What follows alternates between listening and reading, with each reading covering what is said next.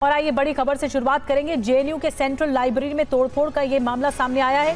Video आ गया है इसका, जो जेएनयू की लाइब्रेरी में हंगामा हुआ। लेफ्ट विंग के छात्रों पर तोड़फोड़ के आरोप लगे हैं।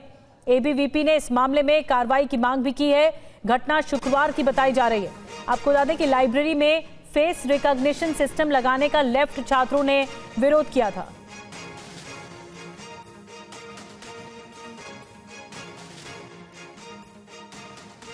तो एबीवीपी के छात्र और लेफ्ट विंग के छात्र आपस में भिड़ गए।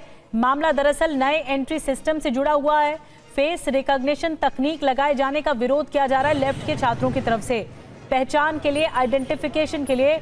लेकिन दो गुट आपस में ही भिड़ गए। एबीवीपी का गुट एक तरफ रहा, एक तरफ लेफ्ट का गुट रहा और लाइब्रेरी में जबरदस्त हंगामा हुआ है। तोड़फोड़ की गई है, नारेबाजी की गई है। अब भी कई जगह प्रोटेस्ट हो रहे हैं। एबीवीपी और लेफ्ट छात्र जो विंग है वो आमने सामने आ गए हैं इस पूरे मामले को लेकर। नए एंट्री सिस्टम का विरोध किया जा रहा है।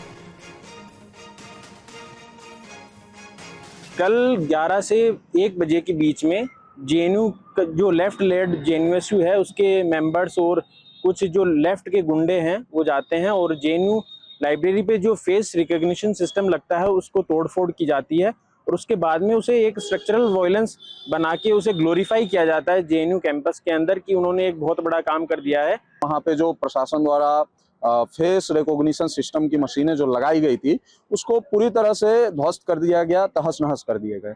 इन्होंने अपने इतिहास के चेहरों को उजागर किया है, जिस प्रकार से इनका पुराना इतिहास रहा है हमेशा से तोड़फोड़ का, आगजनी का, और इसको एक क्रांति का नाम देते हैं, एक्टिविज्म का नाम देते हैं, जो बहुत ही शर्मनाक है। ये छात्र राजनीति का हिस्सा हो ही नहीं सकता है। और अभी माहौल कैसा है, स्थिति कैसी है, कैसे कंट्रोल करने की कोशिश की है इस पूरे मामले को? शालिनी वाजपेयी और ज्यादा जानकारी के साथ जुड़ गई हैं। शालिनी, दोनों छात्रों के जो गुट है हमने सुनवाया दर्शकों को कि वो इस वक्त क्या कह रहे हैं, लेकिन नए एंट्री सिस्टम का विरोध क्यों किया जा रहा है, सवाल ये भी है। देखिए, ये मैं आपको बताऊं निधि, ये सारा मामला शुरू होता है सितंबर से।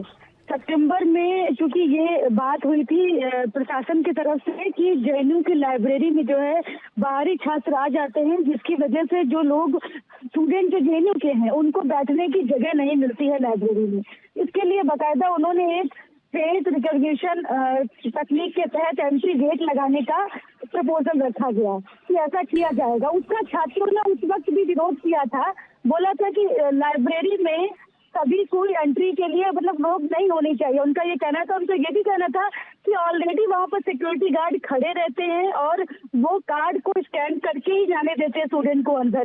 तो फिर इस व्यवस्था को ठीक करने की बजाय और इसको जो फेस रिकॉग्निशन तकनीक से गेट की एंट्री क्यों होनी चाहिए, इसको लेकर विरोध था जेएनयूएसयू का लंबे समय से। और उनके ये एजेंडे में था कि जब वो चुनाव जब लड़ रहे थे उस वक्त भी उन्होंने एजेंडे में दिया था, लेफ्ट की तरफ से कहा गया था कि जब भी हम अगर ठीक है शालिनी, नजर बना के रखिए क्योंकि लेफ्ट के छात्र इस बात का विरोध कर रहे हैं कि इसमें पारदर्शिता नहीं है, निष्पक्षता नहीं है और इसी वजह से ये दोनों गुट आपस में ही भिड़ गए और हिंसा तक हो गई, तोड़फोड़ की गई है लाइब्रेरी के अंदर।